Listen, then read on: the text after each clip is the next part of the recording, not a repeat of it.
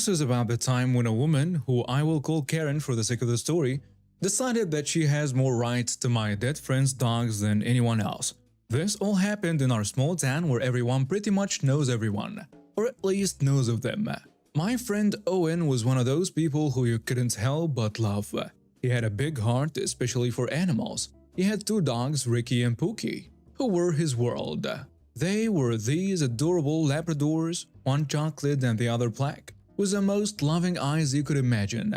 Owen passed away unexpectedly, and it was a shock to all of us. He was young, healthy, and one of those people you would never expect to lose so soon. A week after Owen's funeral, I went over to his house. His family had asked me to help sort through his things since I was one of his closest friends. While I was there, I fed Ricky and Pookie and spent some time with them. They were noticeably sad, missing Owen. I was in the backyard with the dogs when I first met Karen.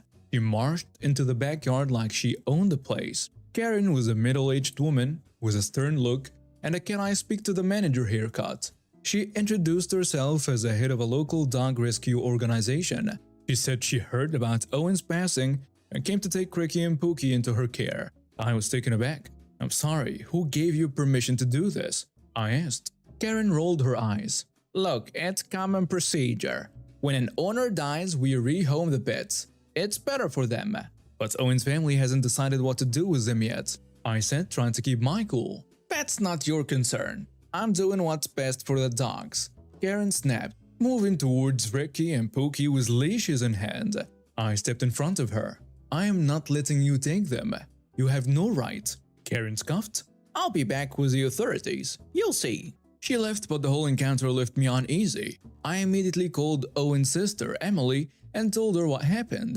Emily was furious. "Those dogs are staying in the family. We've already discussed it. Who does that woman think she is?" A few days later, things took a turn for the worse. I was at my place when Emily called me, panic in her voice. "The dogs are gone. Karen came with a police officer and took them." I couldn't believe it. How could this happen? I promised Emily I would help her sort this out. My first step was to confront Karen.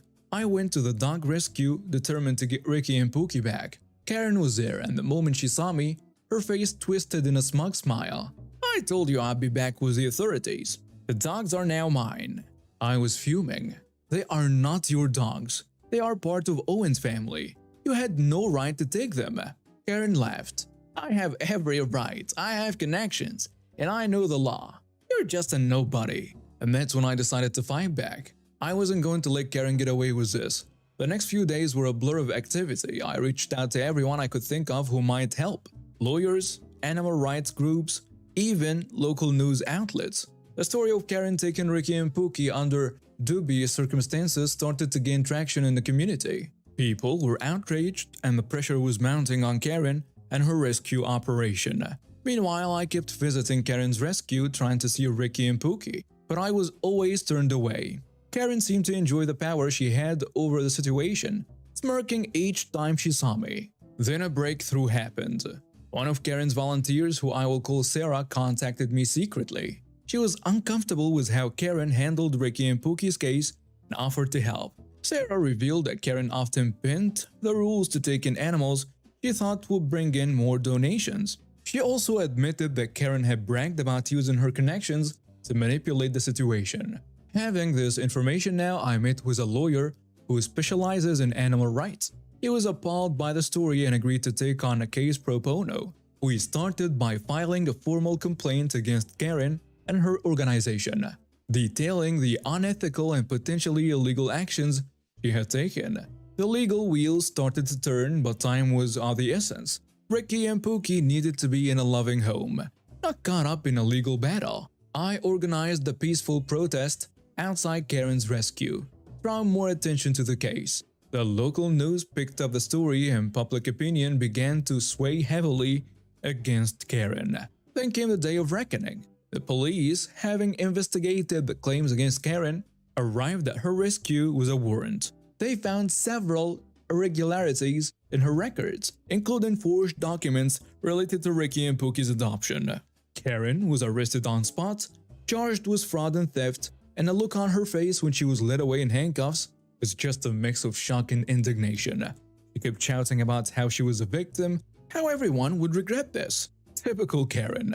Ricky and Pookie were safely returned to Owen's family. Emily wept with joy when she saw them, hugged them tightly. The dogs seemed to understand that they were finally home. Karen's rescue was shut down and her reputation was tarnished beyond repair. Once again, I have an adventure to tell you all about a trip to a store that has a name that rhymes with small fart. There is me, my son, I shall call son, entitled Karen, we will call her Karen, store employee and manager. Today, a few hours ago, my son took me to a small fart to do some shopping. Yes, I know, I'm a small fart Martian. Shopping itself was uneventful for the most part until the Karen of the story came into the picture. My son was doing his job and helping his mother, me, shop by getting things down off a shelf and placing them in a cart, being as I am permanently wheelchair bound. I was reading off a list of shopping, he was getting the items, and we stopped a moment in the frozen food section. He retrieved an item or two on my list and put them in the cart. At that moment, we stopped shopping for a moment while I took out an inhaler. I have troubles breathing at times, and that's when we heard a loud snapping of fingers and a loud rude ahem, then a dreaded loud voice. Now that you're done helping her, you can help me with my shopping. My son turned. I don't work here, lady. I was and am shopping with my mother. You want help? Go find an actual employee and go away. You work here, she screeched. Otherwise, you wouldn't be helping her shop. Again, lady, I don't work here. Want help? Go find an employee and stop bothering us, my son said. She started yelling. I'm getting you fired. Manager, manager. At her yelling, an employee came to see what the yelling was about and asked if she could help. Yes. She deliberately dragged the S on a word. Your employee has been extremely rude and threatened me when I asked for help. The employee looked confused. Ma'am, he doesn't work here. Yes, he does. You're just trying to cover for him. Now go get me your manager. Now. She walked over to a post and pressed a red button on a display on it. Manager needed at the frozen food aisle, she said into the speaker, also on a post. Be right there. A voice said back. Now we will see how long you're employed here. Karen said that she stood there with a smug look on her face. Before long, the manager arrived. Before he could even ask what was going on, but Karen launched into a heavily embellished tale, painting herself as a victim and demanding compensation for the horrible insults she had endured and demanding both my son and the employee be fired immediately. I remember, the manager subtly said. You're banned from small farts if I remember correctly, but got interrupted by her screeching. The response of the manager was a wonder to behold and caught us all by surprise. Shut up, he yelled at the Karen. This is the second time, and the reason you were banned for 6 months to begin with, harassing other customers and making up wild tales and trying to get one of my employees fired. She opened her mouth, but the manager beat her to it. I said shut up. Now leave your cart where it is and get the hell out of my store. And don't ever set foot in it again, or I will trespass you and have you jailed. She stood there, mouth flapping. I said get the hell out. Now, in a quieter tone now, or shall I call the police and have you escorted out the front door in cuffs? The Karen took off running as if the devil himself had come in pursuit of her. It was an unbelievable but very satisfying thing to have witnessed. The manager turned to us. I am so sorry I had to endure that and hear me yelling, but she had that coming. And this is not the first time she had harassed other shoppers. Please allow me to do something for you for your troubles. When we left, we not only had a 25% discount on shopping, at his insistence, although we told him it wasn't necessary, we were each given a $50 gift card to use as we see fit on our next visit to the store. And I have a new hero to enjoy talking to whenever I go shopping there again. My sister-in-law, 33 female, was visiting us from out of town and staying with us, 35 male and 35 female, for a week between Christmas and New Year. We were supposed to go out last night, but I got into a silly fight with my wife, so I stormed off. I went home by myself. I won't get into the details of this argument because I accept the bulk of the culpability for it, and it's not the point of this ITA question. It's probably worth noting for context that there has been simmering tension between me and my wife lately, to the point she brought up if it would make sense for us to take time apart. When I arrived home, I concluded it would be best for me to leave the apartment for the rest of sister-in-law's stay, which had another 48 hours remaining as her flight could not be changed. We're in a one-bedroom NYC apartment, we still stay in our living room, so it's impossible not to be in each other's face all the time. I believe sister-in-law would feel uncomfortable due to the tension, and my continued presence would effectively force her out of our place, which I considered would be unfair to her. Besides, sister-in-law is currently a grad student living off a student loan with a ridiculously high interest rate, and she would be paying exorbitant hotel rates in NYC during New Year's Eve weekend, whereas I have enough credit card points to make the out-of-pocket expenses a minimal consideration. Therefore, I texted my wife as follows: I am leaving the house at 9 p.m. and plan to return on Jan 1. Let's talk in person then. Your sister is welcome to stay until then. At 8:45 p.m. I had finished packing my overnight bag when, to my surprise, my wife and sister-in-law arrived at the apartment. Sister-in-law accused me of being extremely rude, taking particular umbrage with the last sentence of my text. Well, I said that's out of consideration for you. I admit I'm at fault for this fight with your sister, so I was merely offering to minimize the inconvenience to you, our guests, by leaving instead. I responded. Sister-in-law declared, I'm an adult and you do not tell me whether to stay or leave. With that, sister-in-law grabbed her things and ventured off into the December night. A single woman with no plans in a city she is unfamiliar with, which is exactly what I feared and had tried to prevent. My wife is now mad at me for giving sister-in-law no option but to leave by saying she is welcome to stay. I am baffled, but it was intended to be anything but that. Am I the jerk for this sentence? I could have handled the situation better overall, but the sisters are convinced that my saying sister-in-law is welcome to stay is the chief offense of all. A second related item question: after sister-in-law exited, I wondered aloud to my wife, well, should I at least offer to book your sister a hotel room? But since sister-in-law had lived to make the point that she's an independent woman, I did not pursue this option further, and now my wife is also angry about this. Am I the jerk for not reaching out to sister-in-law and offering to book her a hotel room? And now some comments on the post. Someone saying, you're not the jerk. Haven't read OP's comments about what happened at the music event leading up to the immature and melodramatic reaction of OP's wife. Seats cannot be changed at a sold-out venue. Duh. It's clear that OP's marriage dynamic is unhealthy. OP's note to the wife, which she chose to show sister-in-law, was perfectly fine. OP's wife was spoiling for a fight, and any comments by OP or lack of comment, however worded, was going to do. Personally, think OP's attempt at a separation is a great idea to use the opportunity to seek couples therapy and improve the marriage dynamic. Otherwise, it's going to get worse from here on.